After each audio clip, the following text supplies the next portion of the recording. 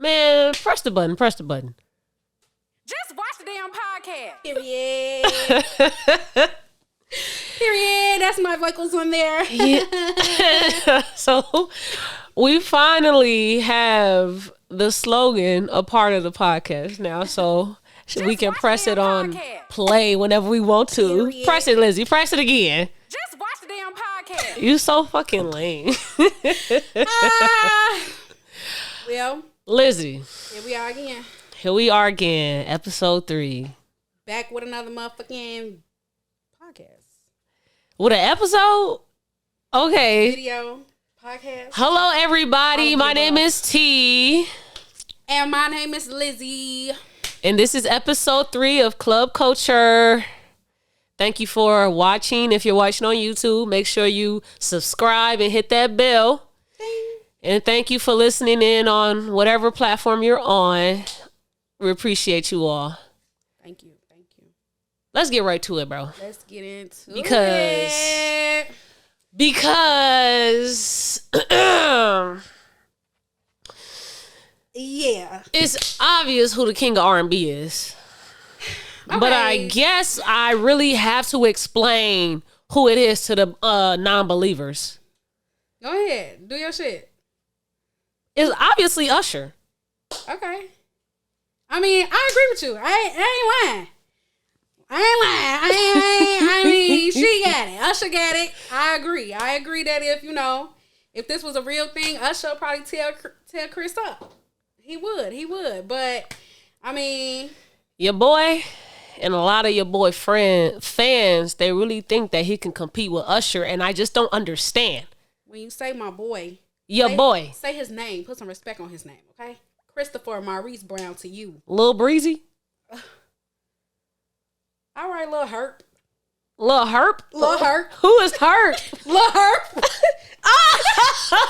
Oh, not the herpes. All right, Lil Herp. Hey, don't nobody talk about his herpes no more. I don't know if he really got it or not, but it was rumored that. Listen, we talking about the music. You want to talk about the bullshit. I mean, you called me Lil Breezy, so I had to come back with a little something. Well, whatever. I mean, I'm just saying. All I know is the king of R&B ain't finna be crying because niggas wasn't showing his album support. I mean, he. But did I not say that though? I said Chris Brown's album came out at a very bad time. The verses with Omarion and Mario had just happened. Mm-hmm. What is his name? Not RJ. Ray J was crying for about a week because he couldn't get his one wish out. Then turned around and Roe versus Wade happened. Yes. So then on top of that, Chris gonna release the album. It was just, I mean, and then Drake had already released his album. Beyonce had released her single. It was a lot of music. It was a lot. Yeah. So the BET Awards had happened. It was a lot. And so is that the fans' fault that they not supporting Chris, or is that Chris and his marketing team? Maybe they should have delayed it a little bit, or maybe they should have promoted the album a little bit better. Or the shit ain't as good as people think it is. Okay, I mean, the album was okay. Everybody loved the album though. So yeah. I feel like he might be talking about like his peers more than or he could be talking about social media and his peers because he knows how much social media can drive something. Mm-hmm. But you also have to be that type of artist to stop social media to talk about you. But I mean, at the same time, I kind of get what he's saying. Like, if we playing devil's advocate a little bit, mm-hmm. Chris do always be in the media when he do something bad. Yes. Let's be for real. Yes. Always. Now, I'm not going to say people purposely didn't, I feel like advertisement and media advertisement is solely up to you and your team. If y'all do what y'all supposed to do as far as, putting it out there that you're releasing an album. I don't think they did a very good job. I mean, he came out with a couple creepy videos of him extorting into some type of, I don't know what the hell that was, but... What are you talking about? The video of him, look on his page, it's like Chris Brown, when he was releasing the album, it's like some video of him exchanging into like some beast with some horns. It was real. Anyway, okay, that was the only advertisement that he really released. Not the Illuminati. Illuminati. But I mean, I don't know. I guess Chris will get his... I guess they'll let him know... Man, your boy ain't that, okay? Maybe not no more. No, you're not that. So you gonna tell him? Chris Brown got to accept it for himself. Like, he was on Drink Champs, really eating his, like, he was being very humble. But they was trying to get him to not be humble by saying, yeah, I'm the king of R&B. I'm the best. Can't nobody fuck with me. He feels like can't nobody fuck with him. Mm-hmm. And he can be anybody in the verses. But it's clear as day. Chris Brown does not have good albums. That's what slows him up from being in the same likes of real kings and queens of their genre. Like, name a Chris Brown album that you think is a classic.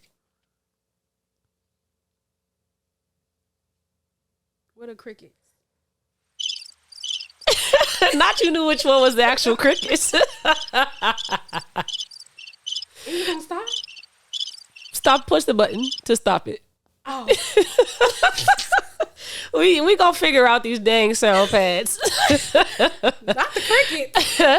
Yes, I just don't think Chris Brown, he does not put enough focus on giving us 12 great songs. Just 12. He don't have no Thriller, no Purple Rain. He don't got no classic album because he does not focus on 12 great songs. It's so easy for him to knock shit out. He's so talented. Mm-hmm. He can do a lot, but he has to keen in and just focus on the music. Give you 12 great songs that you can actually connect to. I can't connect to nothing Chris Brown puts out. Mm-hmm. There's no like soul in the songs that he sings. I feel like when he went into it with the whole Rihanna shit and then the Karrueche shit, he didn't give us no pain in the songs. It was just 12 bar, 8 bar verse, 8 bar hook. He probably regular. Didn't want to focus on it because people be honing in on that when it comes to Chris Brown. It's R&B. R&B is pain, love, all of that shit, and I just don't never feel it in his music. I used to be a big ass Chris Brown fan when I was growing up. Like his very first album, his debut album I think that's his best project ever. And after that, like Fame is where he lost me. After Fame, I stopped being a fan of his music. It just got worse now to me. Talking about a deluxe album. Yeah, we don't need none of that. And this album is this album is way better than the 50 million ass albums with all those songs on there. Those last two ones he gave us was trash to me. It had certain songs that was good, but if you're putting out an album, I have to digest the entire body of work. And since you gave me 50 songs, then 30 songs, it's a bad album. Right. You can't make 30 great songs on one project, but you can do 12 great songs. And leave it at that. Your boy ain't got it, bro. He is not the king of R&B. I mean, he probably not the king of R&B. I think, you know how we was kind of talking about last week on the last episode, how you should be, as an artist, you should be allowed to explore your creativity. Yeah. And so maybe he did transition over a little bit from the R&B side from when he was younger to like the more pop side or whatever. He was doing a whole poppy shit, but it was like hip hop when he was younger. Poppin', Wall to Wall, all of those songs are hip hop R&B. So, I mean, like, what now? We supposed to make Chris stop making music? No, I think the only thing that can save Chris Brown, if he wants to continue to keep making music, is to key in with probably one producer, one executive producer. You lock in with just that one person. Y'all try to create that R&B soulful sound that he does not have. Give me 12 of them.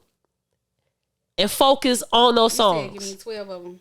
12 songs for that one album. 12 songs for that one album. Lock the fuck in. Before I tweak out this bitch. That's why I tweak out. Lock the fuck in. And give me some R&B, bro. I don't want none of this. I don't want none of that, bro. I don't want none of that Tory Lanez out R&B you be trying to make. I don't want none of that rappy rap. Maybe he just don't have it in him, Tamaya. I don't think he has it in him, but I feel like that's the only thing that can probably get him to be Usher, nostalgic, whatever, R&B, king of R&B. He has to give me a classic album. He does not have one. So, okay, besides Chris Brown, who else like Usher and who would be in competition for the king of R&B? Trey Songz is the only one. I feel like Trey Songz and Usher would be a great versus. I don't know. And I am not being biased, bro. Trey Songz has classic albums. Ready. I I think Trey Songz then kind of fell off a little bit. I ain't gonna lie. I'm not. Versus is not about like. But I'm saying King of R&B though. What has Usher done? Usher still be making music. No, he don't. Yes, he do. He does not. Usher put out the last song he probably put out outside of the one with the City Girls. The last song he put out was with LMA. What song is that? Just what is it called? LMA? What is it called? Because I do like the song, but that's the last song I think he put out. I don't know. I feel like Usher still be making music. Just don't waste my time. That song. Yeah. Yes. I feel like Usher still be making music. No, he don't. He just still performs. He puts on shows still. He does concerts. But he has not put out anything relevant. He put out an EP with No. He does have that song though with Summer Walker. Yeah, that's a feature. It's his song though. Yeah. No, that's her song. He's featured on it, but she did like a sample to it, a rework of it. Right. It's originally his song. Yeah, but that's an older Usher song. Right. It's not relevant. All I'm saying is Usher does not have current hits. He can play. He don't need current hits. Because why? Because why? We could ride. Because he solidified himself. I mean, I guess. Trey Songz didn't solidify himself. I ain't no Trey fan like how you is, so I don't know. I feel like Chris Brown did. He solidified himself, but what you gave us was great singles. You never gave us great albums. I don't know if I could say. I can't say that Chris Brown is the king of R&B. I can't say that, but I also can't say that I think Trey Songz could be up for competition for the king of R&B. I don't think that. You don't think he's in competition of it? Well, I've been knowing you for 4 or 5 years now, Lizzie. And you still have not tried to give Trey Songz catalog a chance. So when you do that, I'm not saying his music is bad. I think Trey Songz definitely got some bops, but I don't think that he has a lot of bops. You just don't know them. Fine. I'm sure you don't know all Chris Brown songs either because he has so many for you to go through. I don't know all of Chris Brown songs. You're absolutely right because I'm not sitting there and listening to an album that's 50 songs long. Okay, well, Trey Songz doesn't have 50-song albums, so you can go give my man a try. Tamaya, I never said I didn't like Trey Songz. I'm not saying you don't like him. You just have not given him a try ever since I done said I think he is the real king of R&B. I still don't think that he would qualify for the king of R&B title. We ain't gonna sit here all day and talk about who the king of R&B is. All I know is Usher will smash Chris Brown in a verses. And Chris Brown feel like he ain't get no support, so go listen to his album, I guess. Go listen to his album, I guess. Yeah, let us know. Drop in the comments. Yes, sir. Scale from 1 to 10. What you think? What y'all thought of the Chris Brown project, and who you think will win in the verses, Usher or Chris Brown? It's definitely Usher. Usher smacking his ass. Period. It's a grown man. Period. I mean, I don't really think that could go any other way. I'm curious to know if Versus really gonna do it though. I feel like if they, I don't want to see it. I'm not gonna lie. I don't want to see that. They probably will only do it just because they both dance. They both have pop songs. But in all honesty, Chris Brown and Usher are just two different eras. And Usher's just too grown man. He's just too much of a grown man. His music is way too different. His R&B. So you don't think they're gonna do it? No, I think they might do it, but I would not personally like to see that. Chris talked about it a little bit in the Champs interview, didn't he? Yeah. Did he say that he wanted to do it, or he said he didn't want to? No, he said he just gave his opinion on how it would go. He's not like afraid of it. He think he can still win, but ain't no like, it's gonna happen. He thought he could win. Yeah, he think nobody could beat him in the verses. Oh, they even talk about Drake too. Him and Drake. You gonna run these sounds up? But yeah, man, that versus is. I would rather see Usher go up against somebody else than Chris Brown. Give me Trey Songz, just because I feel like they both got grown man R&B. You know what? I'm not even gonna ask this question because. So who would you want to see go against Chris Brown then? If it weren't Usher or Trey Songz, who would go against Chris Brown? Drake. Ew. I don't want to see nobody on stage dancing. I don't care about no fucking performance shit. And if you even want to go a step further, Beyonce. That if you want to do the whole dancing shit, they both dance. They're both considered one of our best performers ever. They both do different genres: pop, R&B, hip hop, R&B. They both supposed to be icons and both supposed to be compared to Michael Jackson. I'm gonna have to think on that. I would rather see Beyonce and Chris Brown than Usher and Chris Brown. I think I'd rather see Drake and Chris Brown than either Chris one. Brown I'm fine with, but if you want to do the whole performer one, Beyonce. Okay, I give you that. And Drake or Beyonce still smoking Chris Brown. I'll even give him a little edge for Drake, but Beyonce smoking Chris Brown. Performance wise. And the whole verse is hit for hit performance. She's smoking him. Okay. Y'all hear this verses? Go ahead and get it together. All right. Call us when you do it so we get free tickets. Okay. So we were supposed to review Ambre's project to a episode ago, but we got a little riled up with the whole Roe versus Wade shit. So we're going to do that in this episode. By the way, who is Ambre? You got to tell the people because she's underground, ain't she? Yeah, she's on the up and up. I think she's gonna be the next artist to really break out. Well, she should be. I would like for her to be the one. She's from New Orleans. She makes like that new sound of R&B that I call like earth tone R&B. But with her, I just feel like she got a little more soul to her. So I like him. It's enough for me to be able to digest it. Mm-hmm. So she put out a new EP called 3,000 Degrees. And so that's the one we're going to review. So I'm giving my review first? Or? Yeah, because you just listened to it today. I did. So with your fresh ears off your first... To it twice, too. Yes. You gotta listen to it more than once.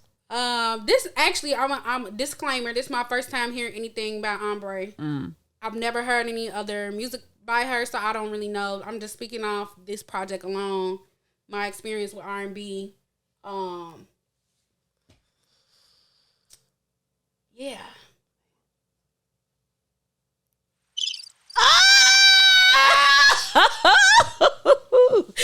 Not the crickets.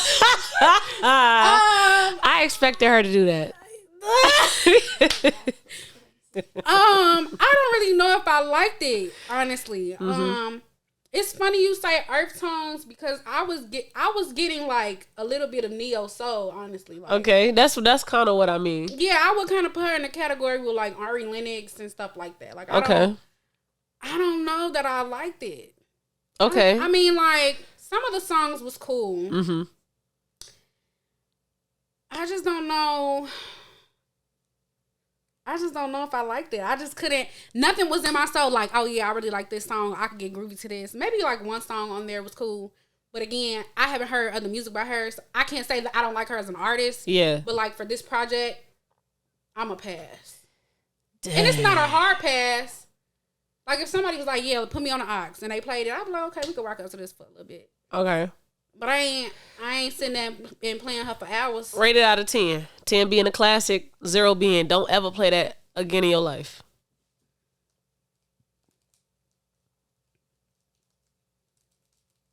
I think I'm going to give it a 5. Okay. It's like right in between. Okay. It's not terrible, but it's not my kind of R&B. Okay. I just probably don't. I can't get groovy with it. What? You really like it? See, the more I listen to it, the less I like it. So in my first few listens, I was like, this shit good. Okay, yes. Uh-huh. And then I was picking my favorite ones. Because it's a short EP. It's like 5 songs on there. Mm-hmm. And I also am not the biggest fan of how R&B sounds today. But I appreciate it and I'm trying to be a fan of it. And so I don't have albums that I like from these new artists.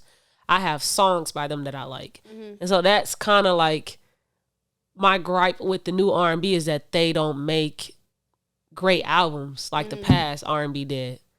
And I'm an album person. Mm-hmm. And so this EP was cool.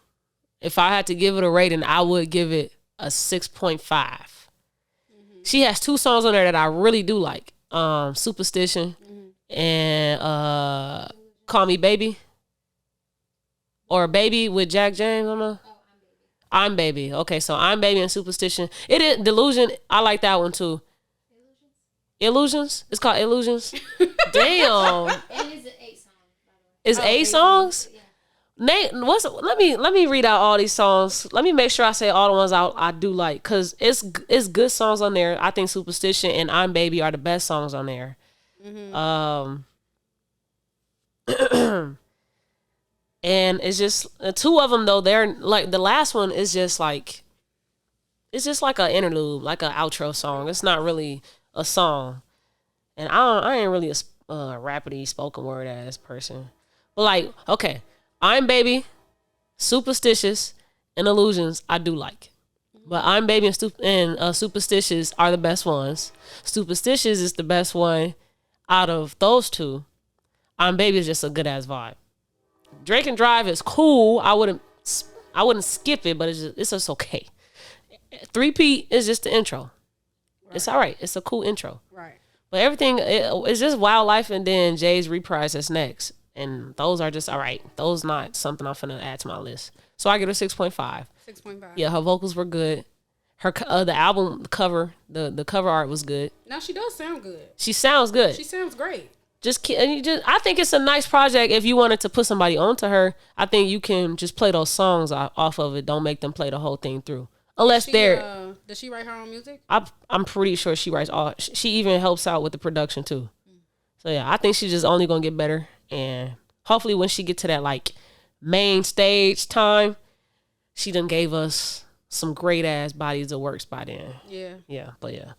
That's the review for 3000 Degrees. Check it out. Let us know what y'all think of it. Up and coming. Yeah. She giving what she's supposed to give.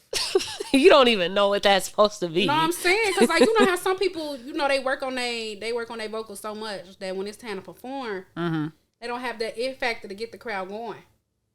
So like, when you performing in front of a crowd of people, they want a performance. Goddamn it, and that's like a big problem we had with Summer Walker, and still kind of having with Summer. She had the vocals, she got the music, but her performances are not that great. I think she be putting together nice visuals. Like the set design be nice. I think all her set designs I've ever seen her when she performs are all nice and great, aesthetically pleasing. She just be sitting there though. She don't work with the environment. She don't do nothing. Yeah. She adds some movement with her environment, then I think Summer gonna be cool. And she gotta just make sure that she's healed when she's ready to start performing those songs that we all want to hear her sing. Well. What are you supposed to be talking about, Summer? Hopefully, Ambre, 3000 Degrees. Hopefully, she figures that out. Would love to hear more music from her. Yeah. Even though I didn't really. Yeah. These new artists. Second chance. Yeah, these new artists. I'm still trying to get convinced with this earth tone R&B. Yikes. But yeah. Okay. Now, what? West Side Boogie. We not gonna give his project a review. Y'all can just go check it out if y'all really like rap, lyrical rap, substantial rap. Check it out. Who is West Side Boogie? Again, he is a LA artist. He's a LA rapper. Right. He's not like new, but I guess he'll be new to like the greater community. Mm-hmm. But he put out an album recently when like Drake and them had dropped. He put out an album, and so I had a song on there that I wanted to talk about called Anthony War. And the song, the whole project was him just doing the whole thing that Kendrick did in his album, reflecting on mental health and his journey with that. And so this song, he talked about his absentee father. Not parched. Water. A glass. Sorry. Had to get a sip. Go ahead. His absentee father. So he talked about that. It was a couple lyrics in it. I wanted to talk about like the whole idea of how when you listen to a lot of music, they always talk about moms. Mm-hmm. You got Tupac, right? Dear Mama, right? You got Boys to Men, that song. Mama. Yeah, it's like every song I've ever heard about artist talking about their parent is always the mom, and is always more so a positive message about them. Thank you, mama. Yeah. Love you, mama. But then when you do hear songs about dads, it ain't the most positive. Because Kendrick also talked about his daddy and his project too, and how he was not much in his life, and I look like you, but you a piece of shit. Like, right. Not a piece of shit. Yeah, like. So do you want artists to make more positive message about about their dads, or do you think that? I want to know what is the psyche behind making music about the father figures you have in your life. Because you got father figures could be coaches, teachers. Sometimes those are the ones that come and be that father figure in your life if you don't actually have your biological father in the household. And so like there's never been an artist that wanted to make a song about those people, like nothing positive about men in music. I mean, what they gonna say? They could talk about how I didn't have a dad in my life, but you came in and stepped up and showed me how to be a man. Show me whatever. I mean, sure. You feel me? But I mean, like, is that their truth, or is their truth that they really wanted their daddy to be around and their daddy wasn't around? Okay, that's cool. But then you can, because if you go on social media, stop trying to break the stigma. Men are in the households, especially black men. We are in the households more than other ethnicities. It's a lie. But when you look at everything else, me growing up, I didn't see dads. Right. I didn't have my father in my life. I didn't have many male figures in my life either that were positive, in my opinion. Listen to the music. You don't see a lot of that. They also paint men in our community as being these gangsters, thugs, ball players. Like, that's it. There's nothing more you can be outside of just that. And then you don't have artists that also try to change that stigma. So is it really a stigma, or is it the truth? All right. Because as I get older, I see more fathers that are trying to be in their kids' lives, especially like our age. I think they're really trying. And trying to change that, but like us growing up, I didn't see that. Did you see people with their fathers in their lives? Because I know you had your dad in your life. I did. I'm trying to think. Did I see people with... I mean, for the most part, I'm going to say that outside of maybe like a few friends, I think that most people I grew up with did have their dads in their lives. Okay. And I think that could be for one or two reasons. My environment was a little different, like from like maybe everybody else's environment. Like I went to a Christian school when I first started going to school. Yeah. So like normally you got Christian families sending their kids to Christian school, like you automatically gonna see, married couples, married parents or whatever. So for the most part, since from the time I was, growing up, a lot of my friends do have their fathers in their lives, but some people don't. I never really knew like how that goes. Like if people like, okay, say you did have a father figure, would you be like really receptive to that person, or would you still be like, nah, I'm gonna just stay away because of what my father did to me? Like I don't really care to be connected to another man because I just rather have my father. That's a great question. There's so many questions I have with not having a dad in my growing up, because I had him in my life beginning of it, all the way until like I'll say 5th grade. He was very much in my life. I spent a lot of time with him, and I think I was a daddy's girl. And then he just started being that in and out dad, and I personally made a decision to not have him in my life anymore. As a 5th grader, I stopped answering phone calls. I stopped waiting at that door with my backpack. Because he said he finna come pick me up. With the milk. Nah. He didn't live with us. He said, I'm finna go pick you up today. And I loved hanging out with him. So I'm ready. Yeah, waiting dad at the door. Right. Where you at? He never show up. Right. And so that really did a lot to me with them being in and out. Because it would raise my expectations just for you to disappoint them. Raise them, disappoint them. So that was hurting me at that age. And I was able to feel so much because I didn't talk much. And so all I had was just my feelings. I never was envious of people having dads in their lives. Well, for one, I didn't see it as much, but then when I did see it, I never was envious because I kind of, I guess, suppressed all of. Well, as soon as I made the decision to no longer let him keep being in and out my life, I think I suppressed even caring about having a father figure. So nothing really bothered me. And when we moved away to like Hammond and I started hooping like really seriously in middle school, every girl that was on the AAU team, they had a dad in their life, and they were helping their daughter chase their dream to be a professional athlete.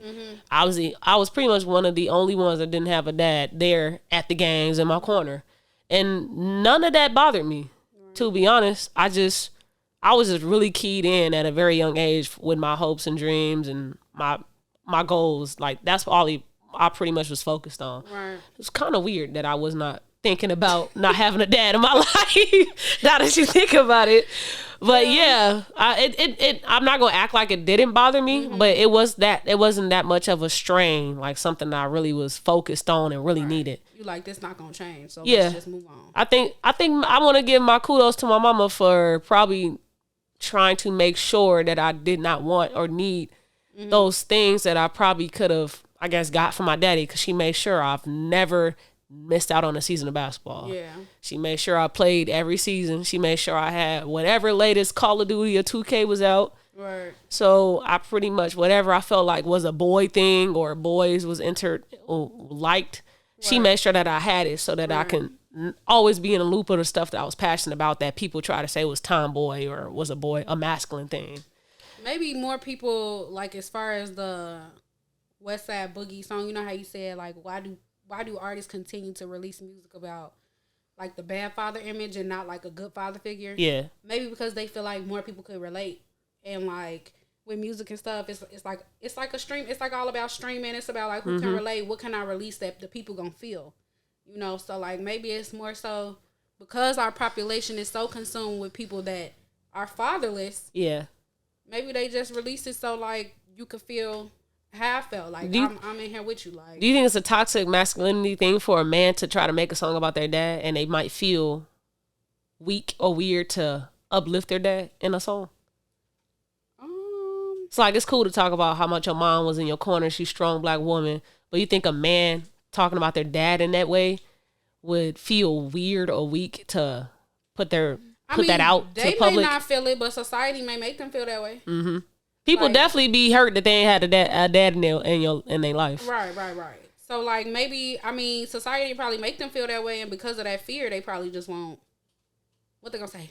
I love you, daddy. Thank you, daddy. What they gonna say? I don't know. I would like to hear music like that. And Just also, to see maybe, what it feel like. Maybe it could be, what? Y'all, correct me if I'm wrong. What's it called? Is it called the Oedipus complex? I don't know what the hell that is.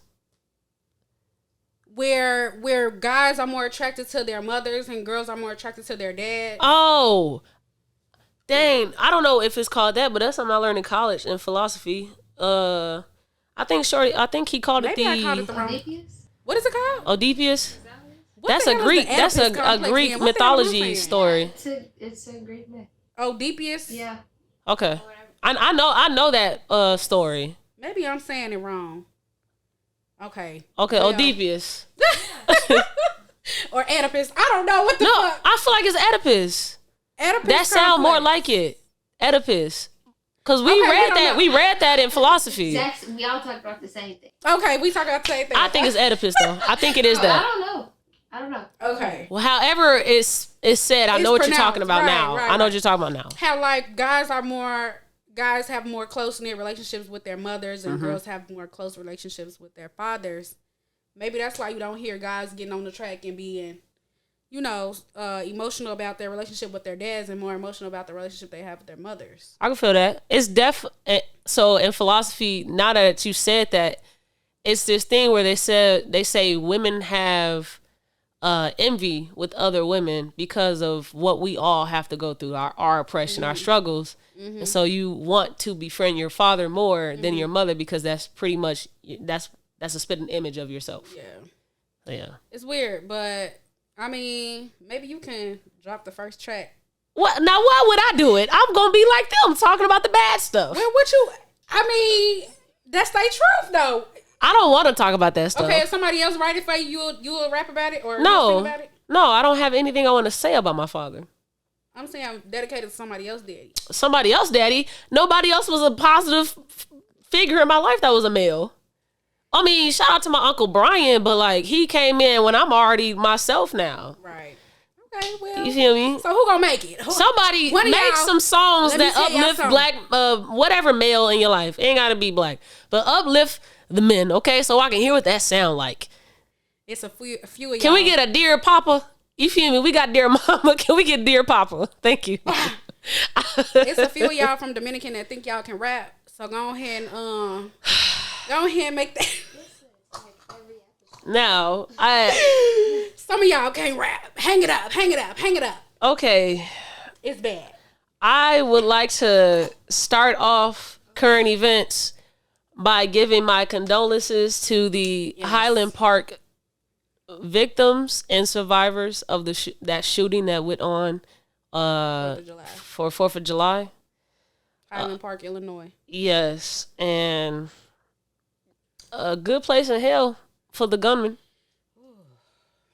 21 years old. 21 years old, so young. And this is like what, a month after the school shooting where the boy was what was he, 22? 18. Oh, He was 18. Oh. Yeah. so still young as hell. Mm-hmm. So what the fuck is going on? I mean, What is going on with these young people with guns? the government? I don't know. The white man, the government. You shouldn't be allowed to have. I mean, look at them. Ain't none of them black, but well, I can't say that because the man that got on the New York train with the bombs and stuff, he was black. He was black. Anyway, We haven't heard much from that though. we haven't. So for now, we're gonna say allegedly. Okay. But you know, the assault rifles and stuff, I just feel like should not be allowed on the streets. What do you need a big old gun for as a layperson? If you're not going to army, you're not at war. So what do you need a whole assault rifle for? Why you can't just have a little handgun and that be it? Okay, so I'm gonna give a little facts about what we know about the gunman. His name was Robert Crimo, 21. He faces 7 charges of first-degree murder in connection with the shooting. Authorities say he was allegedly carried out by climbing onto the rooftop of a nearby business and opened fire minutes after a 4th of July parade started. So 15 minutes into the parade starting, he started shooting at the crowd. It said like 46 people were wounded and 7 were pronounced dead. So he was held without bond on Wednesday. Which is crazy because 2 of the people that died were parents to 1 kid. So there's a kid out there now that does not have parents. Yes. Due to the shooting. That's crazy. And it said that he fled to Wisconsin where he contemplated on shooting up in another event, but then retreated back to Illinois because he felt like he wasn't ready to do that yet. Could you imagine? Like, I don't even want to imagine, but like you're just in a crowd minding your business. It's the happiest day of your life. And that just go to show you though, like how fast things can change. Like we don't really take a moment to think about like when you leave out the front door, anything can happen at the drop of a dime. And so like, I don't know, y'all. Like it's crazy. It's really crazy, and it's sad that these people out here with these guns. It's sad that we heard rumors of abortion being banned, and then turned out it actually was overturned. Almost 2 months after that rumor. Mm-hmm. But gun law have been debated for many years. And nothing has been done. Since for my entire life of living, I've never heard anything about gun laws being changed. Indiana just allowed you to have a gun without a license, or you have to have a permit to carry like with it on you, but you can just have guns. You can buy guns without any license. and they just did that this year. It's just ridiculous that there is nothing to protect humans with guns. Yeah. But you want to quickly protect my reproductive rights. Mm-hmm. And there, where I just, I just moved and stuff. And so there's a sign there's a store with a huge sign, like a huge is it called LED, right? Mm-hmm. LED sign. Mm-hmm. Huge letters, guns. Like they sell guns. Mm-hmm. Is this really what we do now? Like buying guns is like a huge thing and you advertise it like that. Do you know how triggering that is to turn that corner and just see a sign? Guns. Like that's really what America has come to. Like it's kind of crazy. I hope to never experience a mass shooting. Yeah. Like that just sounds so terrifying. Yeah. I don't want to experience no shooting at all. Period. If it's mass, little, one person, I don't want to experience it. That's terrifying. To have to run off. You don't know if the bullet is going to hit you or the person next to you. And imagine you being in school, though, like the ones that happen at school or these innocent ass kids. You don't never want to go back to school again. Never want to go back to school. Always. And that's like, you have many years ahead of you of living and you always remember that. So you probably anywhere you go, you just thinking about a mass shooting happening. That's crazy. Because we didn't grow up like that. We didn't think about mass shootings just happening at school. And that's just become like normal to happen in this generation of kids at school. And it's the copycats. That's really the part that's getting us. People that see somebody else do it and they be like, oh yeah. Like that look good. Let me go do that too. And we can talk about mental health all the time. Every single time a mass shooting happens is always the topic of mental health. What led that person to do it? Yeah. But it's never about just changing the gun laws. Yeah. Nobody should have automatics. Nobody. What you need that for? You don't need it at all. You don't. You should only need like a pistol that should be enough to protect you in your household. You do not need an automatic. Yeah. Letting off thousands of rounds for what? Are you at war? You in Iraq? I feel like you buy one, you have an intention to do a mass shooting at this point. There's no reason for a person to have an automatic. Or you hunt animals. Fuck hunting an animal. You still don't need an automatic. You don't.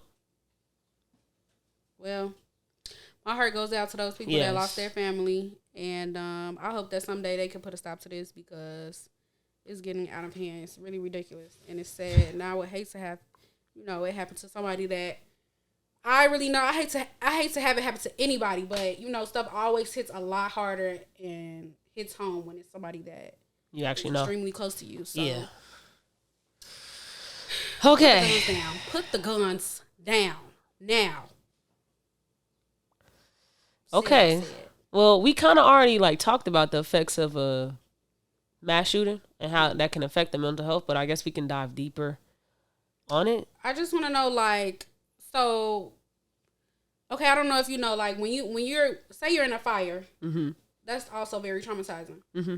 Normally, when you're in a fire, people come out to help you. They oh, we can give you this place to stay. In the meantime, if you need somewhere to stay because your house is damaged, do you need therapy? Do you need counseling? I forget what these people are called, but they normally come to your house. They ask you questions. Do you need help? Whatever. Mm-hmm. When a mass shooting occurs, I know news reporters are out there. Yeah. But is there anybody that does that? Do you need help? Do you need therapy? Do you need to stay somewhere for a little while? Because maybe staying at home right now is not... For all the survivors? Yeah. Maybe staying at home right now is not ideal. Maybe you just lost a loved one and going back home and it's just yourself going back home and your loved one is not there. Maybe that's a lot to manage at the time. So, what does... The government won't control the gun laws. But will they extend a hand to help these people that are experiencing this trauma? Because not everybody has the ability to go out and get a therapist. Not everybody has insurance coverage to go and get a therapist.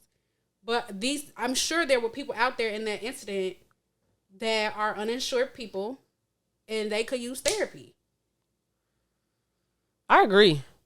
I feel like therapy should... I feel like when you... Because I don't know if you sue people when things like this happen. Because I know they fight against the state. The state is their prosecutor. And the state is also like, I guess, defending the victims as well, or is that like a separate case where the victims want to then sue the? So they can have a public attorney. That's what you mean. No, like State defense team. You said the state defense team. They have like public attorneys for whomever is against the state, but. Oh no, I'm not talking about that. I'm talking about the people that were the people that were victims of the shooting. Do they have separate cases to go against the shooter? Or is that a part of the state? The state, it represents them as well. That's part of the state. Okay. So if that's the only case against that person, what is there to protect the victims? Because they also should be able to be, like, to sue that person for damages, whatnot. What they they going to jail. They ain't got nothing. I'm pretty sure a 21-year-old boy don't have not a dime in his pocket. And I'm sure he doesn't, but then that means the taxpayers will have to pay for that, right? I don't know. Right? I don't know what the technicals are. Because if the state is, how does the state get paid if they're prosecuting this person? From the taxpayers' dollars, right?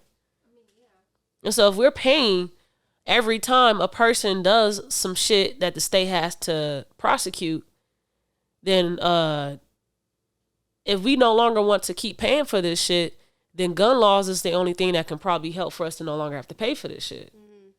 Well, I mean, money's always going to go towards paying like state employees, especially in regards to like the state prosecutors. That's always going to be a thing. Yeah, but our money is what fuels the government. So state governments have to pay their state workers. And so that comes from us. We pay for the tolls. We pay for the roads. Yeah. And so if we want to probably have some change around here where there's not as many mass shootings, not as much crime happening, maybe we withhold what we pay and like don't pay our taxes or and go to jail. Protest. But we all have to collectively do it. Right. Everybody going to jail. But we all have to collectively do it. If we all can come together and not pay these things. But you got a point though. Maybe that's why they won't control them because they're getting paid to keep doing this stuff because we just blindly just keep paying for the tolls, keep paying for the state taxes, the sale taxes, pay for all of this bullshit, and we're the ones that's paying for them to prosecute against a person that just goes to jail and everybody else is still fucked up. Mm-hmm. So if we just withhold what we're doing, our civic duties, then they'll have to actually be in those rooms and make legislative changes. But we'll all have to. We all gotta come together and do it. That's something that this world has a hard time doing. I ain't gonna lie. Look, man, the only change that really can happen in this world is when white people come together. I'm sorry. But you are the only ones that are 100% human in America. That's according to the Constitution. According to the Constitution. Okay?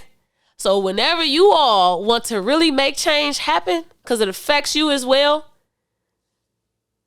you have to be the ones that also are with us, the black faces, the brown faces, the Mexicans, the Asians that are outside protesting. You also got to stand with us and be there to save us because you are the ones that are actually human. Be in front of the lines, make sure nothing happened to us because we are all together fighting for this one cause. We've been trying to do that for years. I know, but white people don't understand that they are also... Do they not understand or do they not care? They don't care because it's not affecting them as much. But when they start dying, because that Highland Park shooting... That was a white neighborhood. Mm-hmm. White people dying. And a lot of them was, we didn't know this could happen in our neighborhood. Why? Answer that question. What do you mean you don't know? It can happen anywhere. It can happen anywhere, but it can't happen in your neighborhood. Yeah, why? So, not to be insensitive at all, but real change does not happen unless white people want it to happen. Literally. Gay rights, white people. Trans and black people were the faces of changes to happen for the LGBT community. But white people, when gay white men wanted to be seen as equal to their cis white counterparts, change happened. They got rights. You can get married.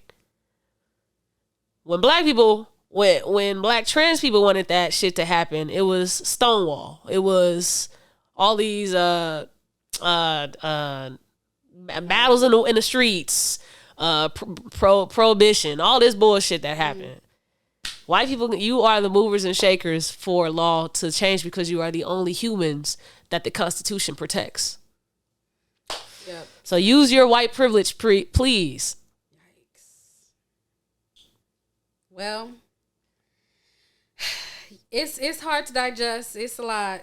I hope everybody that, whether it's a mass shooting, you know, somebody didn't get shot on the block, your homie died, you saw I don't care. You witness any type of gun violence, get help, please, because that could quickly translate into anger, translate into retaliation, you know, all that stuff. So it's really devastating to see this stuff happen, but we got to be able to check our mental and know how to zone in and get that taken care of so we don't lash out on other people for what has happened to us. Yeah. So. How long we been going for? Huh? Almost an hour? Really? Wow. I feel like an hour. Okay. Okay. Well, I also wanted to talk about like grieving on social media. Because it can be very comical for a lot of people. Like, we laugh at everything. Mm-hmm. But why is death funny? What? Why is death funny? What are you talking about? Cause I can say, no, I'm serious. On social media, it's like funny to people when people die. Okay, like, you gotta clarify that. Okay, hurry up. I got it. I swear to God, I got it. So let's say hypothetically, my homie died, and I say rip my homie on social media. Okay. And my homie was famous. Let's say my homie was famous. Okay. Everybody that loved my homie too, rip. Oh, I just saw you last week.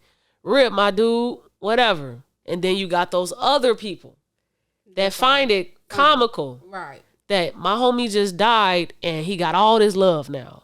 They ain't never seen somebody post this much about this person.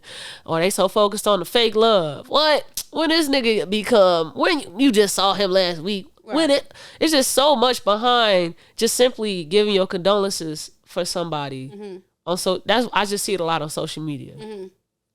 Whenever somebody that's a famous or somebody that's like really known in the community, when you want to give your condolences online, there's always drama behind it. Mm-hmm. Or they make jokes. It's just weird to me that people just can't simply grieve however they want to with no judgment. I hope I cleaned it up.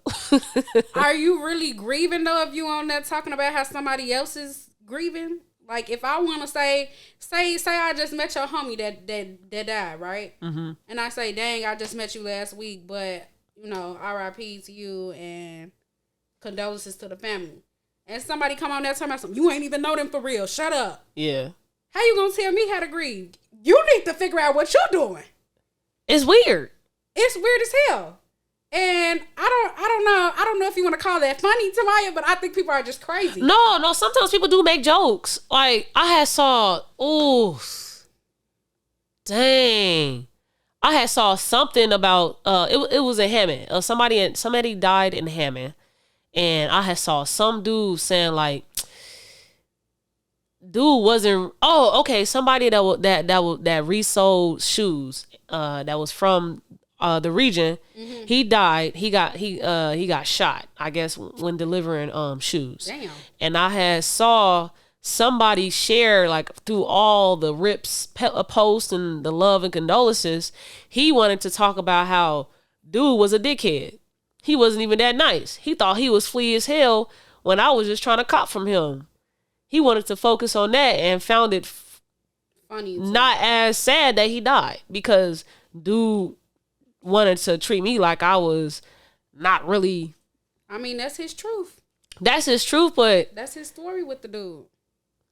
Just because you seeing somebody saying, rip, whatever, you wanted to focus on the fact that you tried to cop from him one time That's his experience with dude. But they went to high school together, and it was way more than just that. Before dude was selling shoes. Well, he ain't leave a good taste in his mouth.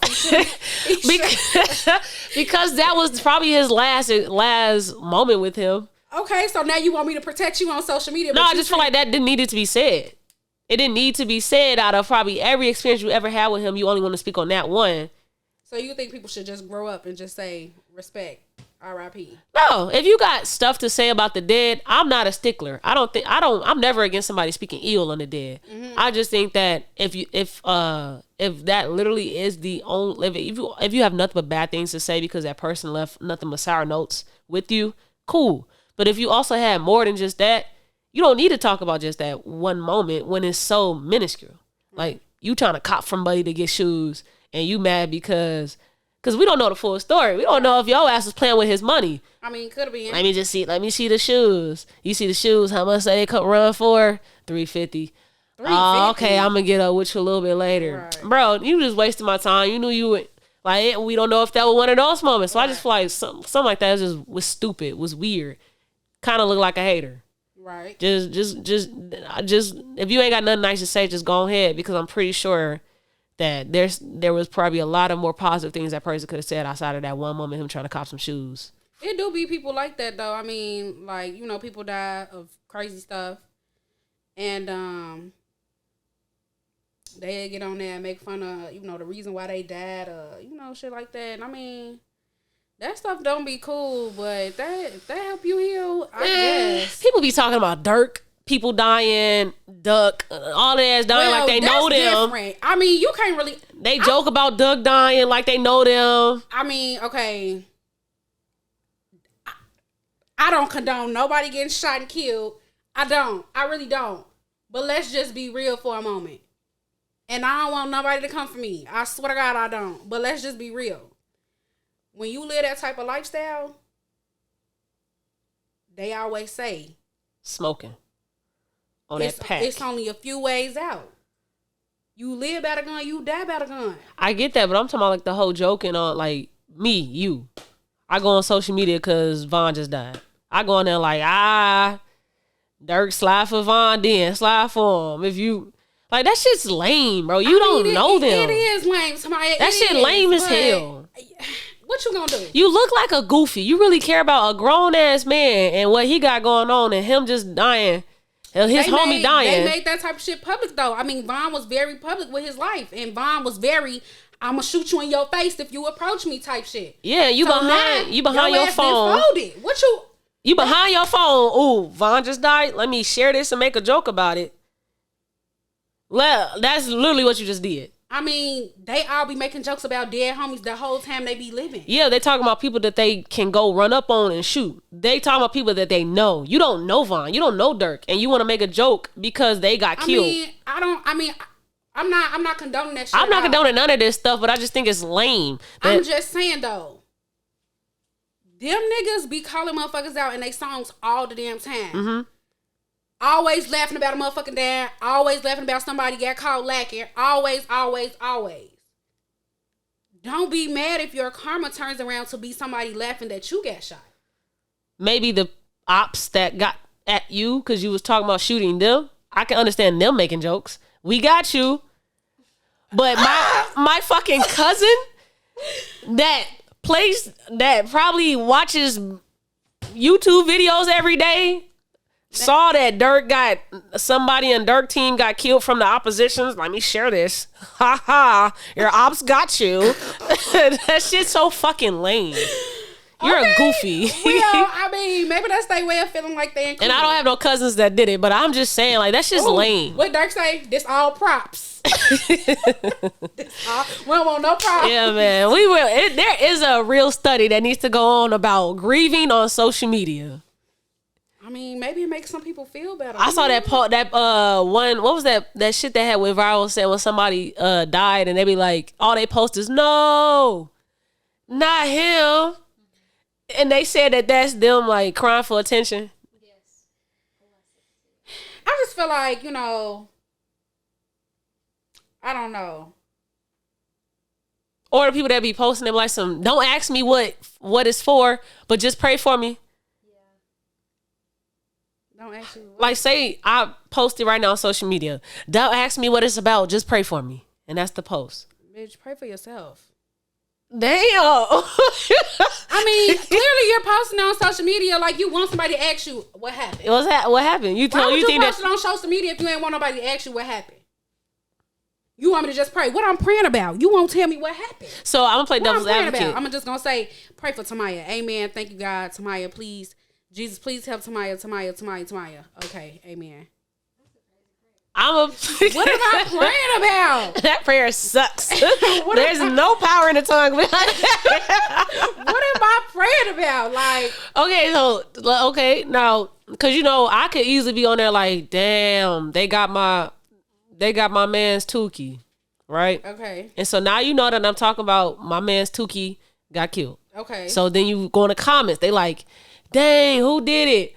Damn, is this true? When that happened? Like, they asking questions and you stuff. ain't never let the city down like this. They asking questions and the wheres and the hows and the whys. I think that's what, like, the people trying to forewarn you. Don't ask me what happened. Right. Just pray for me.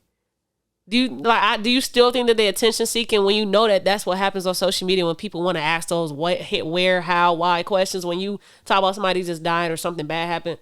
Do I still think the person is seeking for attention? Yeah, if they already tell you, don't ask you what happened, but just pray for me. That shit is weird to me. Don't ask me what happened, just pray for me. Get your ass off social media then. Everything don't need to be on social media? No, bro. No. So you talking about you wanting prayers, that don't need to be on social media. What am I praying for? So you need to know what you're praying for before you pray. I feel like I mean, you don't go to the priest and say, pray for me and just walk away. Why you don't? Who don't? I swear to God, I feel like that's how it be. What? Pastor, pray for me, please. And you just walk out the outfit. And all they gotta do is what? What? I need y'all to learn a little bit more about Catholicism. I mean, I don't know. But all I'm gonna say is, I mean, I think it's a little weird that you get on social media and say, pray for me, and don't say, I mean, maybe you don't say why on social media, but I feel like if you, first of all, why you asking some strangers to pray for you? Okay, give us Get a post. on social media. Go, if you need prayer for real, go to your family members. Go to your What friends. if they don't have any of those people? And all they have is social media. Therapist. I don't know. Why are you telling strangers to pray for you? I'm sorry, but I don't want no stranger to pray for me. Mm-hmm. You might be praying for a man to come and hit me with his car. I don't want you to pray for me. Mm-hmm. Not everybody should be praying for you. You know that, right? I agree with you. Okay. So why are you on social media telling people to pray for you? You're weird. Go. Should we all just assume that they're attention seeking? I mean, I'm not going to say you attention seeker, but you probably should get off social media and go handle that. Yeah. Okay. I mean, you can't tell nobody how to grieve. Everybody grieves differently. But I will say this. Don't get on social media when I die. Don't do that. I can't post you on social media? You can post me, but don't be fighting with people in the comments about who knew who. Don't be... Oh, no. They need to know I was number one. Girl, shut the fuck? I hate when people do that. Get in the comments and be, but you was just beefing with her about a week ago. Manage your business. But ain't nothing to do with you. That was probably the last moment we had. And I go on there acting like we never beefed. Am I faking, or I just don't want to focus on the negatives? The person is dead. Yeah. So for you to get on there and be talking about, we just fought last week, I don't like you, hope you rest in peace. Like, for you to get on there and say that would be very, very rude, and you need your ass kicked. Bro, I'm just like, I would hope that if I was just fighting Jazz last week, I would hope that I would get my ass on, if I'm going to say something on social media, I would hope that I would get my ass on there and be like, oh, Jazz passed away. So sorry to hear. Our last words weren't the best, but I loved her. Period. Okay, boom. Boom. Let's leave it at that. No! No, we are not speaking this into existence. We will live very fruitful lives. I shouldn't have said your name. Longer, fruitful lives. We don't have no wood to knock on, but... Shit, we gonna knock on some. It ain't gonna happen. Okay. We're gonna sit here and drop this gem, okay? Dropping a gem. Now, before we do that, I got to give you a little backstory first for where the gym coming from. So I don't know if you all watched P-Valley, but the season 2 is out now.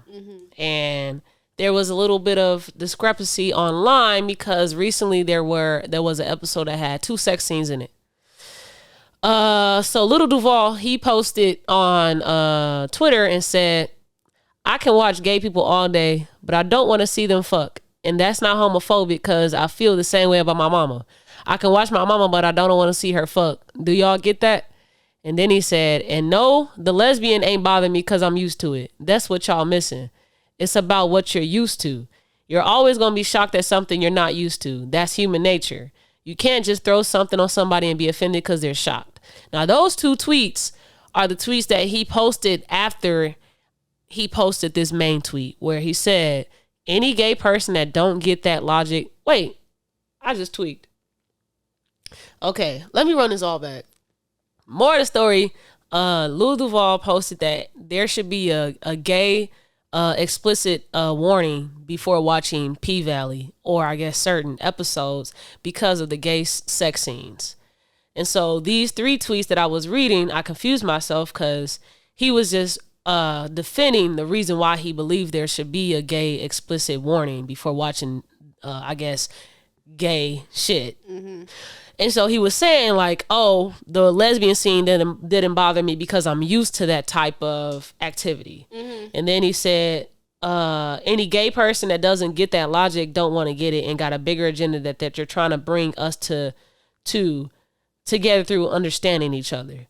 And so the writer, I believe he had P-Valley. The writer, one of the writers of P-Valley, he had said that basically you need to stop watching P-Valley because we're always going to be showing gay scenes. Anything that has to do with P-Valley is going to stay the same. Right. So yeah, the comment section when Little Duval has posted about the whole gay explicit advisory warning, they was agreeing with him. And I guess he was saying that gay people weren't agreeing with him. And so I don't agree with him. Not because I like vagina, but because there is an explicit advisory warning. It just does not say you're finna see gay shit. It just says you're gonna see explicit content. Sexual content. Yes. Just like any rated R, PG-13 movie, TV show, you have that warning. You know what you're about to walk into. You're about to see adult content. Now, for you to say that they need to specify if it's going to be heterosexual or gay is homophobic. Right. How is it not homophobic? Because you're not caring that it's about to be it's about to be normal content, adult content. You don't need a warning for them to say this right here. This is about to be heterosexual content that you're about to see. You don't care. You care if it's going to be gay shit because you said that you're not used to seeing that. So you need a warning before you see something you're not used to seeing. Were you used to seeing biracial couples on TV before it became the thing now? Were you used to it? Did you want a warning before you saw biracial couples? Did you want a warning before you saw Aunt Viv get switched to a light-skinned Aunt Viv after being dark-skinned all our lives? No, you didn't. None of that, because you're not against biracial relationships. You're against homosexual relationships. So if you're homophobic, I feel like you should stand in your truth. Just be that. I think, okay, 3 things. First of all, disclaimer, I have not seen the episode with the the extra sex scenes that have occurred in P-Valley. I'm on episode 2 of 2.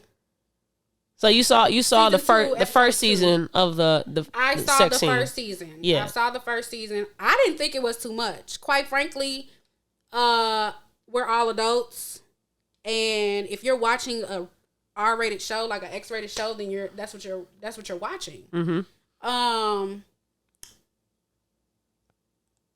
Another thing, I've had to unfollow Little Duval on social media because he said a number of ignorant things that I just cannot get with. I cannot get with. Yeah.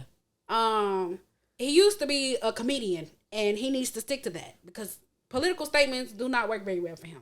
Yeah. It's sick. Because a lot of times he be on the same side with Boosie when Boosie be exposing his son to stuff. Yeah. And Lil Duval be right there. Go Boosie. Stupid. The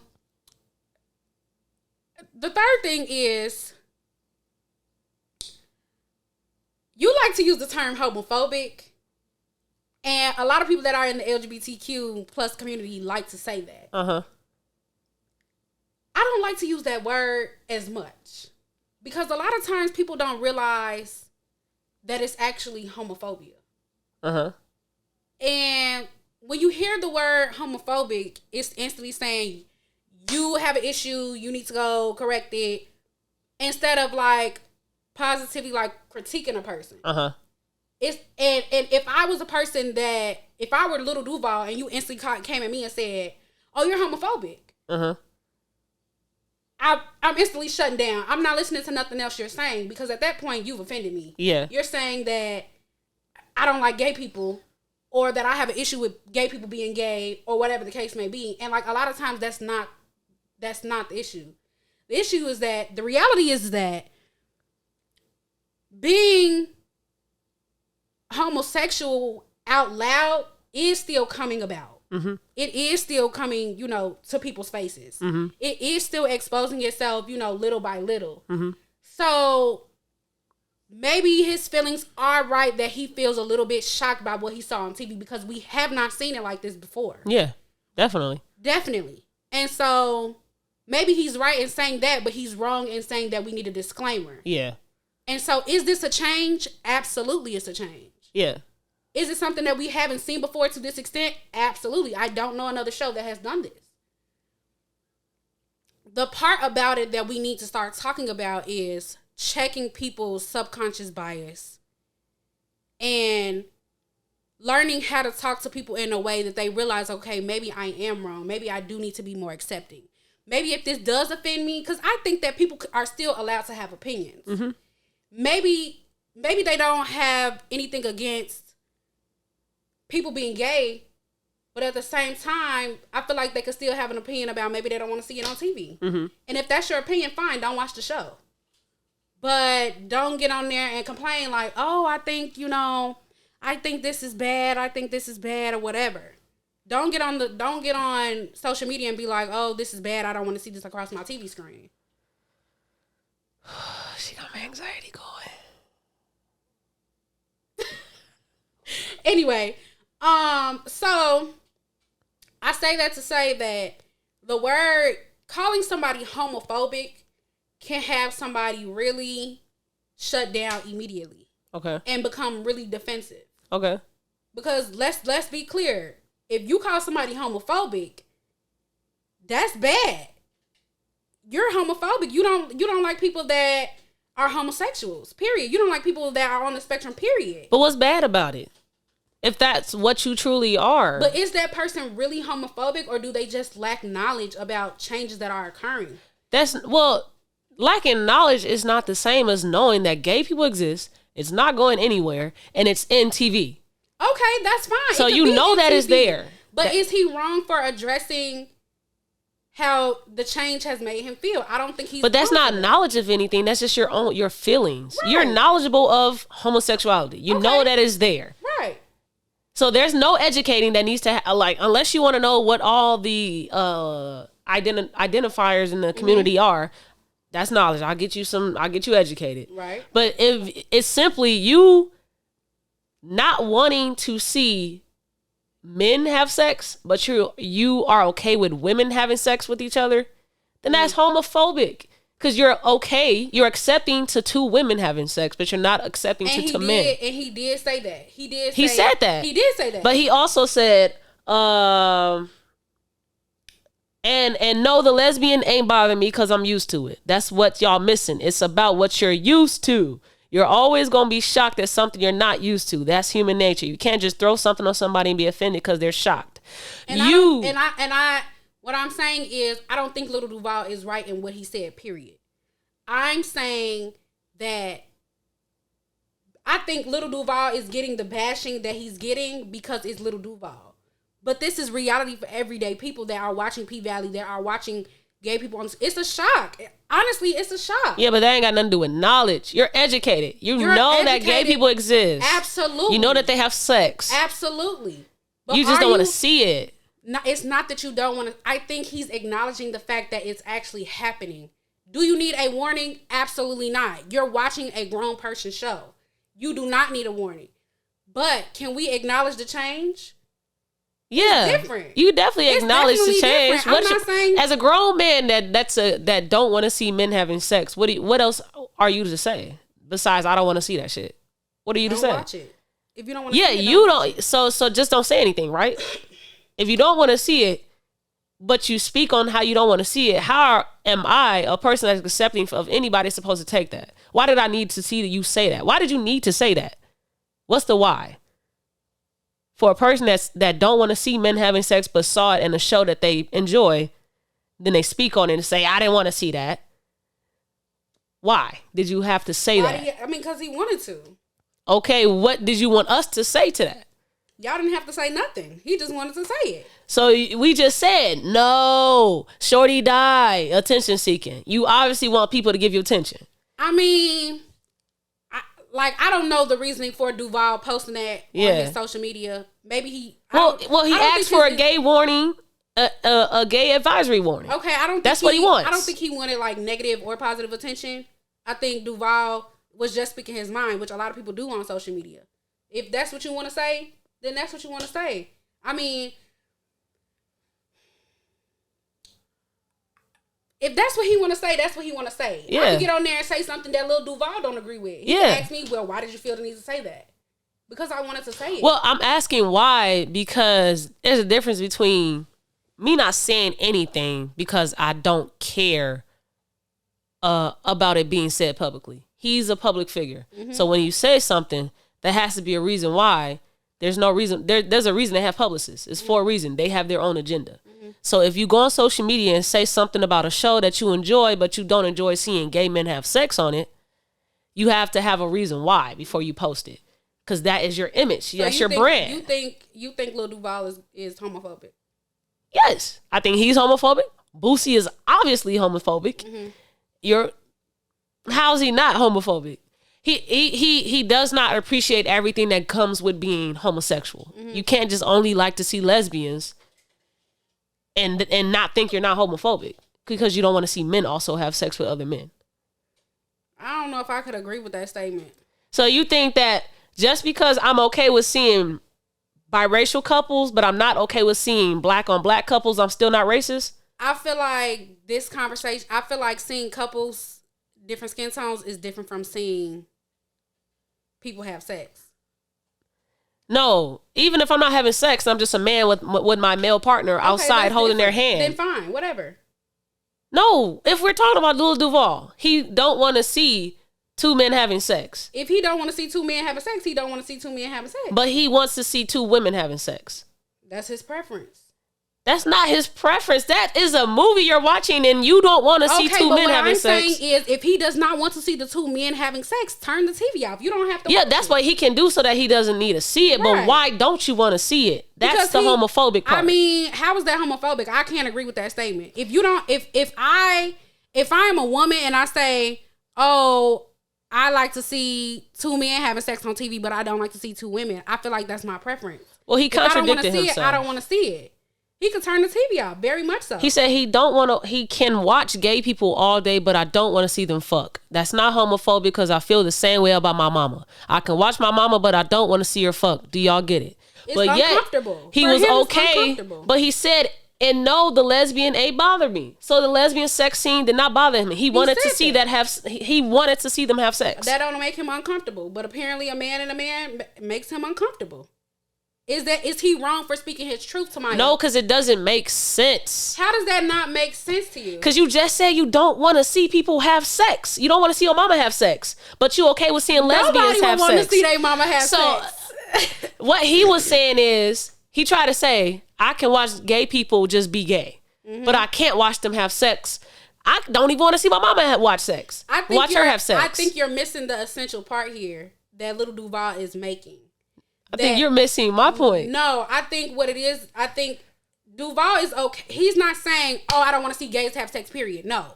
Yes, he is. No. Duval said, "Oh, I could watch lesbians have sex, whatever. That's fine," because Duval is a heterosexual male. But that's still gay activity. He said, "I can watch gay people all day." He's used to seeing women naked. He's used to having sex with women. He's used to women. Okay, fine. He is not used to men on men activity. And if that makes him uncomfortable, it makes him uncomfortable. We cannot force Duval to be comfortable with men having sex with men. We can't force him to be. It is also uncomfortable to see your mother have sex. You don't want to see your mother have sex. Are we clear on that? It's either you want to see people have sex in movies or not. There should not be, I want to see them do it, but I don't want to see them do it. I'm not saying that that's not right. You're absolutely right when you say, okay, if we're watching a show, at any point I could see 2 men having sex, I could see 2 women. Fine. You do not need a warning. You do not need any of that. Yeah. But from Duval's personal point of view, it makes him uncomfortable. And I feel like if that's what he wants to say, he can say that. He can say it. That's just that. He can say that. If it offends you, then it offends you. But you calling him homophobic because he don't want to see 2 men having sex probably offends him. He probably could walk around and be cool with gay people. I want for P-Valley to make a sex scene where there's 2 trans women having sex, where they both appear to be women and they're having sex, and then reveal it to little Duval that they're trans. They were once men. They still have penises. They were once men. Reveal that to him and let's see what he then says. Because I'm sure. But I feel like he's going to change. Like, what? They were men having sex and not women? I don't want to see that shit, okay, even though they look like women. But that's still the same thing, though, that we're talking about. Because to his visual, if they look like women, he's under the perception that these are women. And so why do you care if they actually once were men then? It's not the fact that he cares that they once were men. It's the ideology of men and men having sex for him that does not feel comfortable to him. If that does not feel comfortable to him, that's him. So we're going to act like that women, lesbians, is more accepted in the black community than... It absolutely is more accepted. And you don't think that's homophobic? For the community, yes, that's homophobic. Okay, let's scratch and say Ludoval is not homophobic, because I never said he's homophobic. I didn't intend. If I did, I'm sorry. What I was trying to say is what he said appears to be homophobic. His statement appears to be homophobic, not he's homophobic. I don't know him. Okay. So if I did say he's homophobic, I take that back. I did not mean that. Okay. His statement is homophobic. Okay. That's what I've been debating this whole time. I think his statement is homophobic. Okay.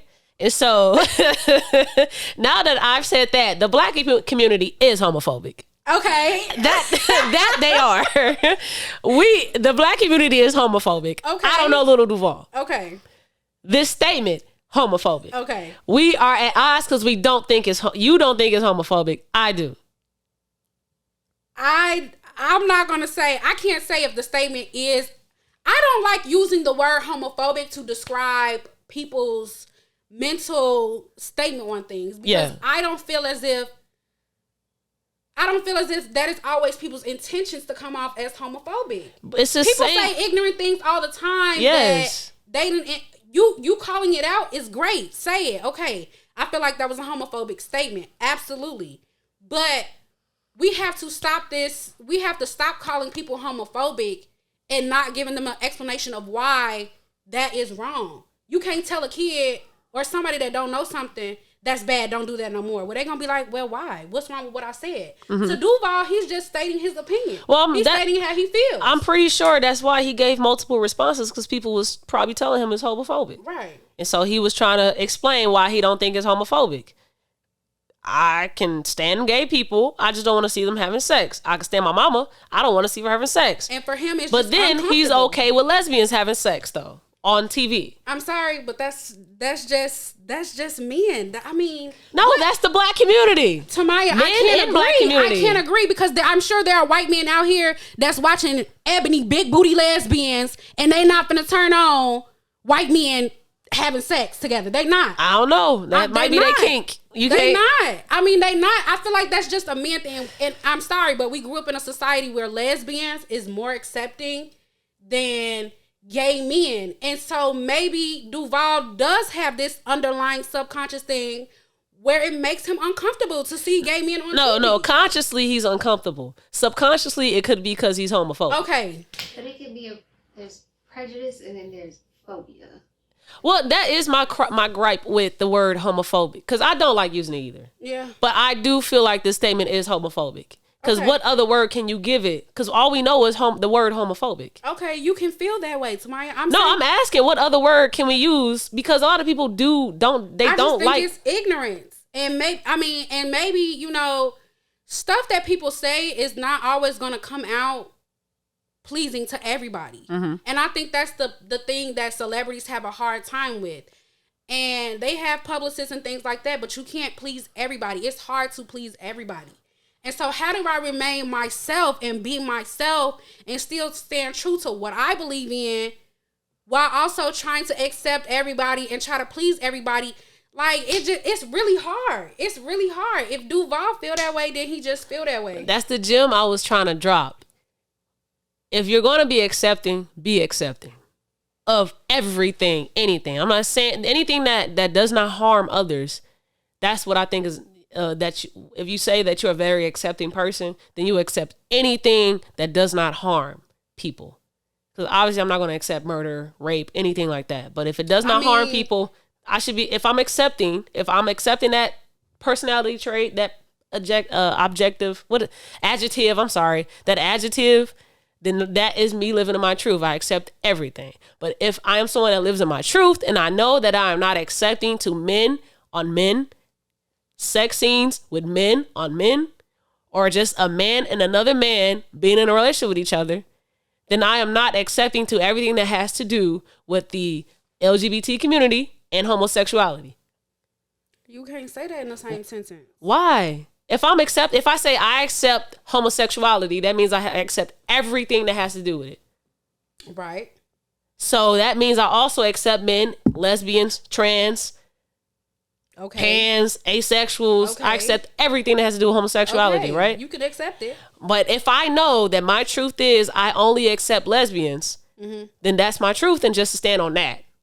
Say that. If you want your publicist, everybody to be on the same accord, let them know I can't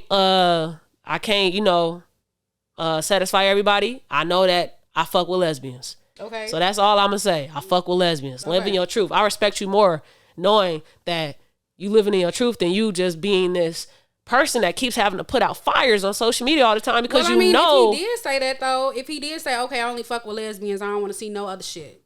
I mean, you kind of said that by saying that y'all still gonna call him homophobic.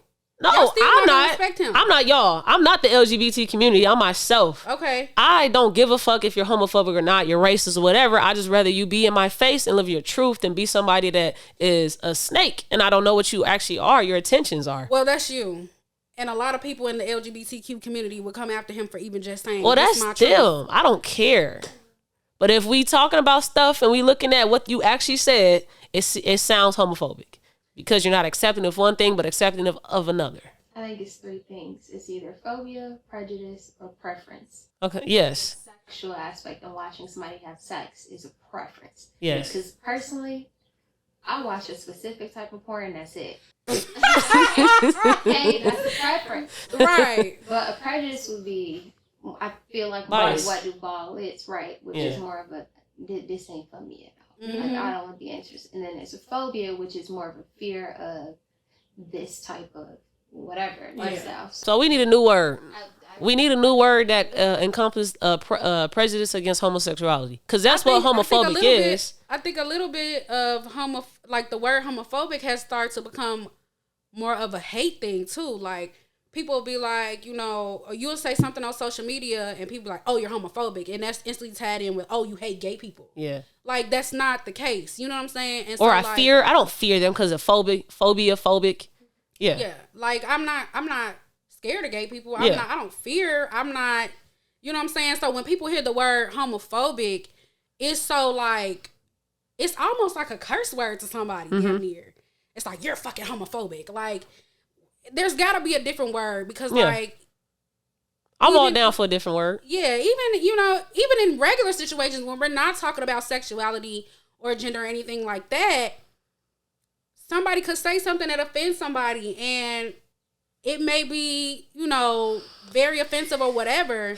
I feel like it's still your duty to, if it's offensive to you, it's your duty to educate that person on why it's offensive. And yeah, I don't know. Sometimes it's not even education though. Sometimes it's just your opinion. I think you offended me. Yeah. That's not a fact. And we also have to, you know, start to, since we're on the topic of acceptance, I just feel like we have to accept the fact that everybody is not going to have the same views as you. Yeah. We can live in a cohesive environment. We can still shake hands. We can still vibe. We can still, you know, kick it. But everybody's not going to have the same views as each other. Views that are not harmful to others. Because human rights is not the same. Okay, but somebody views, period. No. Like, everybody's not going to have the same Because if you views. okay with murdering people and I'm not okay with murdering people. Then don't hang around me. Yeah, but if you're not okay with homosexuality and I feel like I still can be around you. But if you're okay with murdering because you're okay with harm against others. People are okay with hanging around murderers every day.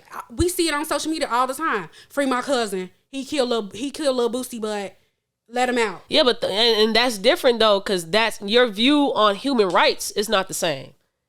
So we can't be. I feel like if people have different views on human rights or just anything that has to do with harming others, then that's a totally different ballgame than just having views on stuff. But I'm not saying like, okay, if we're talking about homosexuality, right? That ain't the same as. I'm saying absolutely, you should accept. Yeah. Other people that are not like you. You should. Hate crimes are not acceptable. Yeah. You should not harm anybody else. You should not want any harm done to anybody else for being different from you. Absolutely. Yeah. But if a person has different views, say I'm a heterosexual male. I don't really think that, you know, homosexuality is the greatest thing or whatever. Mm-hmm. We agree that our views are different. Mm-hmm. We're still people. We can still shake hands and say, hey, what's up? Yeah. But at the end of the day, our views are different. And that's just that. Yeah. People have different views. And so I mean, like, and I feel like when you call somebody homophobic, you're saying like it's instantly an attack. And a lot of people are like, oh, you're homophobic. And then people are like, well, I can't have an opinion. I can't say how I feel. I can't have a view. I can't, you know what I'm saying? Like, if that's your lifestyle, if that's your truth, live in your truth. But you cannot expect everybody to see eye to eye with you all the time on everything. You can preach all day and night. You should do this. You should do that. You shouldn't do this. You should be more accepting of seeing men having sex on TV. Great. We should be. But that is not everybody's view on that. Some people will never agree with that. So, as a woman that is black. Okay. How do you feel about me being a racist and I'm white? If you're a racist, may God be with you. Have a great day. Can me and you still be friends if I'm racist? I went to school with racists. Were you friends with them? Maybe I was not friends with them, no. Why not? I was able to be in the same able to be in the same classroom with them. I went to school with them every day. I'm not saying we have to be buddy-buddy, but you have to learn how to coexist and have opposing views. Absolutely. So you can accept a racist and their different views. If that's what you believe in, God bless you. Okay, now do you think that other black individuals feel the exact same way when you talk about racism, a racist individual? Absolutely not. And I could sit here all day and I could try to educate you about why you shouldn't be a racist, how to be more accepting. But at the end of the day, if that's your viewpoint on black people and you hate black people and that's what you stand on, congratulations. No, I just feel like black people, they all come together when it's about racism. Mm-hmm. Let's fight against it. Fuck all the races. But when we start talking about homosexuality, because these black community is now, this is the majority, this is minority. Minority is the homosexual blacks, and then the heterosexual cis blacks. Mm-hmm. That is the majority. Mm-hmm. Then we have that big divide. Mm-hmm. And so they start treating the minority as if they are the white people of the black community. Mm-hmm. They are our oppressors now. Mm-hmm. And so then I kind of lose respect when you try to tell me everybody's not going to agree with you. They're not going to see all your views about homosexuality. But if when it comes to protesting about another black person being killed, they want you to come on over, stand in your black identifier. You're black. Come on over with us and let's all be together and fight against racism now. But how can I do that when you won't fight it with me for this identifier that's different than the majority? That's my only gripe whenever black people try to say, fuck racism, blah, blah, blah, blah, but never see how they then become the white superior in the black community when the conversation changes to homosexuality. Mm-hmm. I mean, I agree with you. I think that the black community has a lot of work to do when it comes to being more accepting to LGBTQ community personnel. Mm-hmm. I absolutely do think that. And I think a lot of that is rooted in the church and Christianity. Yeah. But in black people's upbringing, I mean, that back in the day, that was not even tolerated. I mean, like, so where do you start with that? That's a really big thing. You start with knowledge, like you said, education. Read the older text of the Bible. Let me know if you see anything in there about homosexuality or pedophilia. Come back. And then we'll discuss on whether or not you've been lied to your entire life, and if homosexuality is actually a damnation to hell.